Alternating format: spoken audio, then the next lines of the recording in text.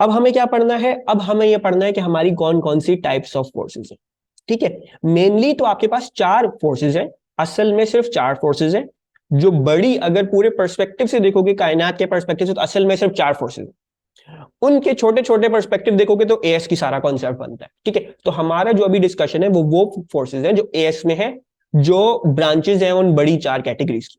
ठीक है, बाकी you do not need to know the bigger four forces, उसमें हमें जाने की जरूरत नहीं है। लेकिन ये वाली फोर्सेस जो हम पढ़ने वाले हैं, इनके बारे में हर चीज, क्यों मार्क होती हैं, कैसे मार्क होती हैं, कैसे नहीं मार्क होनी चाहिए, what things to remember, what things to not remember, उस तरह से करते हुए you will be doing our questions. ठीक है, so starting with your asal topic, types of forces, and the first force that I want to discuss is the weight. So weight के बारे में सबको क्या क्या पता है? Whatever you know about the weight, tell me. चलो, so let's start writing what you guys have told me. तो मुझे तो सबसे पहले ये बात I will write over here. It is the force that, अच्छा मुझे अब्दुल्ला ने बताया था, क्या बताया था? ठीक है। तो इसके बारे में तो सबसे पहले तो always acts towards the centre of the earth. ठीक है, सही बोल रहे हो, डाउनवर्ड सही बोल रहे हो। From your S level content it is correct. उसको भी एक्सप्लेन करूंगा थोड़ी देर में कि क्यों सेंटर ऑफ द अर्थ हमेशा डाउनवर्ड होता है। Always act towards the centre of the earth. दूसरी बात ये कि हमें पता चला कि भाई किसी ने हमें बोला कि जैसे एफ होता है मास इनटू एक्सेलरेशन, इसी तरह वेट के लिए फॉर्मूला लगाना पड़ता है। तो वेट के लिए फॉर्मूला क्या है? वेट के लिए फॉर्मूला भाई वेट फोर्स है, mass into the gravitational acceleration. ठीक है, और जी की वैल्यू हम पढ़ते हुए आ रहे हैं इन काइनेमेटिक्स, वो 9.81 होती है मीटर पर सेकेंड स्क्वायर डाउनवर्ड्स। राइट, अच्छा जी। एंड एक और बात जो है वो थोड़ा सा और हमें जो है वो बताई गई है। क्या बताई गई है? Any mass in uniform gravitational field experiencing gravitational pull. अल्मा any mass in a non uniform gravitational field will also experience weight. ठीक है, तो कोई सा भी होगा तो वो तो सही है। खैर, your point is correct. In a gravitational field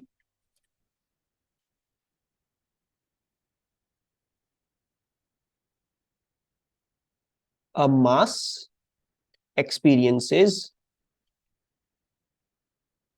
a pull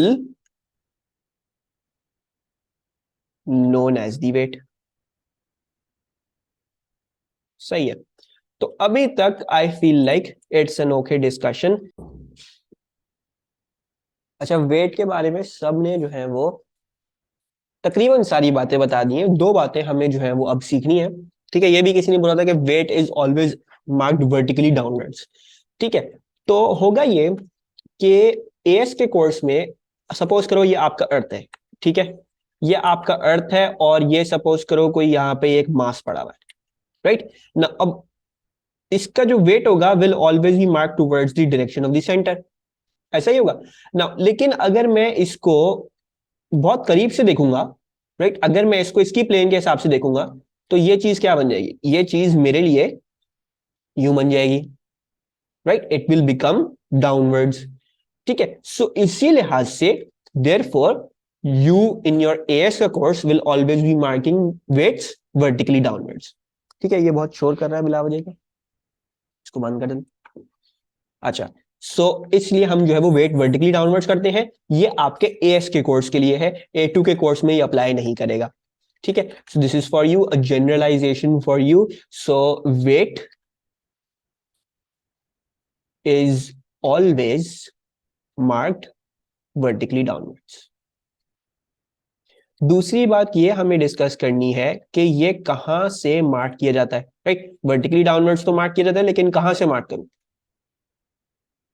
okay, now the weight is marked from the center of gravity. Weight is marked from the center of gravity always। अच्छा जी, और ये सेंटर ऑफ ग्रेविटी क्या चीज है? ठीक है। Now this centre of gravity may be in the centre और may not be in the centre, कहीं ना कहीं होगी। ये पॉइंट क्या है, ये पॉइंट ये है कि जैसे आप अज्यूम कर रहे हो कि वेट सेंटर ऑफ ग्रेविटी से एक्ट कर रहा है, राइट। सो आप यही कहोगे कि सेंटर ऑफ ग्रेविटी क्या है, it is the point through which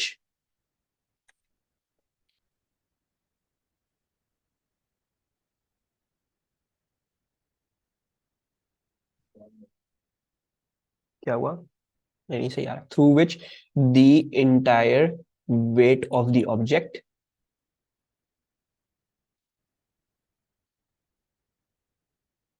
is assumed to act. ठीक है, असली में ये वहां से एक्ट नहीं कर रहा, लेकिन हमने अपने लिए एक जनरलाइजेशन बनाई हुई है कि ये अज्यूम टू एक्ट है।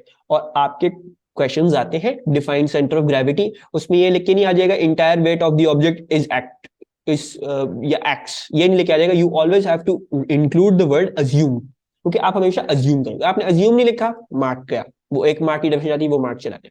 ठीक है, so this is important, assume लिखना बहुत इंपॉर्टेंट है। वेट जो है वो सेंटर मतलब इट्स नॉट कि ये लाजमी सी चीजें सेंटर ऑफ ग्रेविटी से एक्ट कर रहा है वेट, हम अज्यूम कर रहे हैं सेंटर ऑफ ग्रेविटी से एक्ट कर रहा है वेट। और सेंटर ऑफ ग्रेविटी कहाँ होती है, ये हम जो है वो थोड़ी देर में डिस्कस करते हैं कि कहाँ होती है। वरना अक्सर जो है वो चीजों के आपके बीच में मिलेगी आपको सेंटर ऑफ ग्रेविटी, जरूरी नहीं है बीच में हो, लेकिन अक्सर अभी फिलहाल की डिस्कशन के लिए अक्सर आपको बीच में ही मिलेगी।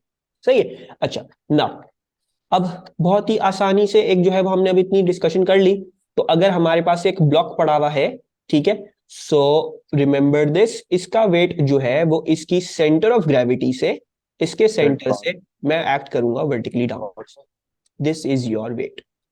ठीक है, अच्छा जी, any confusion with this slide? Weight के बारे में जो है वो हमें इतना ही पता होने की जरूरत है, इससे ज्यादा हमारे कोर्स में नहीं है। The next force that we want to talk about is, जो आप लोग दोबारा से इसके बारे में भी फेमिलियर होंगे, ये कहलाती है नॉर्मल कांटेक्ट फोर्स। ठीक है, मैं इसको हमेशा से नॉर्मल कांटेक्ट फोर्स ही बुलाऊंगा। ठीक है, इसको कांटेक्ट फोर्स नहीं बोलते, ना ही इसको रिएक्शन फोर्स बोलते हैं, ये कहलाती है नॉर्मल कांटेक्ट फोर्स। और इसका स्पेसिफिक नाम ही ये है। कांटेक्ट फोर्स और रिएक्शन फोर्स अलग चीजें हैं। ठीक है, वो कुछ और चीजें हैं जो हम अभी आहिस्ता आहिस्ता पढ़ते जाएंगे तो हमें क्लियर हो जाएंगे कि वो क्या चीज। But normal contact force, what do we know about normal contact force? एक जनरल सी डिस्कशन कर लेते हैं कि जनरेट क्या क्यों होती है, like we need to know about this. एएस के हवाले से आपको ये पता जरूरत नहीं है, क्योंकि ये फॉर सम रीजन आपको इतनी ज्यादा इसकी डिटेल में नहीं घुसना है। लेकिन सपोज करो एक ऑब्जेक्ट जो है वो एक दूसरे ऑब्जेक्ट पर पड़ा हुआ है, यानी जैसे ये बॉक्स जो है वो इस ग्राउंड पे पड़ा हुआ है। अब ग्राउंड के पास भी इलेक्ट्रॉन्स होंगे, राइट, इलेक्ट्रॉन्स इसके पास भी होंगे, और बॉक्स भी मैटर से ही बना हुआ है तो बॉक्स के पास भी इलेक्ट्रॉन्स होंगे।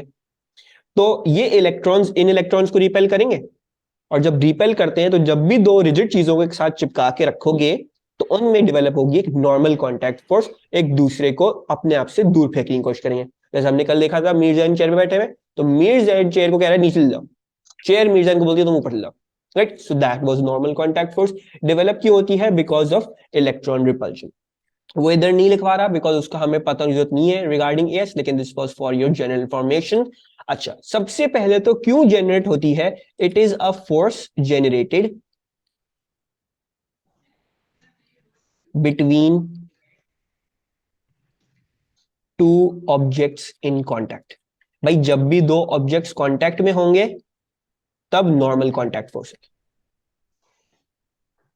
सही है, अगर दो ऑब्जेक्ट्स कांटेक्ट में नहीं है तो नॉर्मल कांटेक्ट फोर्स जीरो होगी। और हमारा मेन आइडेंटिफाइंग फैक्टर यही होता है कि ये आइडेंटिफाई करना कि कोई चीज कांटेक्ट में है नहीं है या है। वो किस तरह होती है? अगर नॉर्मल कांटेक्ट फोर्स है तो कांटेक्ट में है, अगर नॉर्मल कांटेक्ट फोर्स नहीं है तो कांटेक्ट में नहीं रहेंगे। Okay, this will help you in A2. But remember this, it is generated between two objects in contact. तो इसको भी हम थोड़ा सा जो है वो डिफाइन कर लेते हैं, two rigid objects in contact. Rigid से क्या मतलब है? दो फर्म सर्फेसिस हो, ठीक है, जैसे धागा ना हो, रोप ना हो, दो फर्म, स्टील की बार हो, ठीक है, लोहे की चेन हो, इसी तरह ग्राउंड हो, ब्लॉक हो, आदमी हो, रिजिड चीजें हो।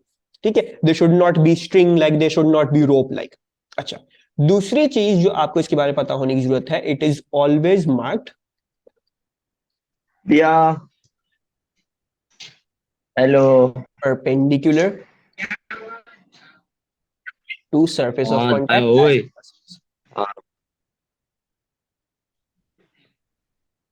of contact. So using these two pieces of information, can you mark me इस ब्लॉक पे, ठीक है, जो ये ब्लॉक है, क्या आप लोग मुझे इस ब्लॉक पे वेट और नॉर्मल कांटेक्ट फोर्स मार्क करके बता सकते हो कैसे मार्क होगी? Weight acts downwards, W. अच्छा जी, और जो नॉर्मल कांटेक्ट फोर्स होगी, नॉर्मल कांटेक्ट फोर्स एक्ट करती है perpendicular to the surface of contact, इस तरह एक्ट करेगी, आर ऐसे एक्ट कर रही है। अच्छा, कहां से एक्ट कर रही है? वेट को देखोगे, वेट सेंटर ऑफ ग्रेविटी से एक्ट कर रही है, लेकिन मैं नॉर्मल कांटेक्ट फोर्स हमेशा from the point of contact और perpendicular to surface of contact इस तरह से बनाऊंगा। ठीक है, सो सीम्स लाइक हमें जो है वो इतनी बात तो समझ में आ गई है। तो क्या आप लोग मुझे नॉर्मल कांटेक्ट फोर्स इस बॉल पे मार्क करके दे सकते हो, जो एक हिल पे, या फॉर एग्जांपल ये एक बोल्डर है बहुत बड़ा जो माउंटेन से नीचे गिर रहा है, माउंटेन ऐसा सर्कुलर सा है, so how do I mark the normal contact force on this?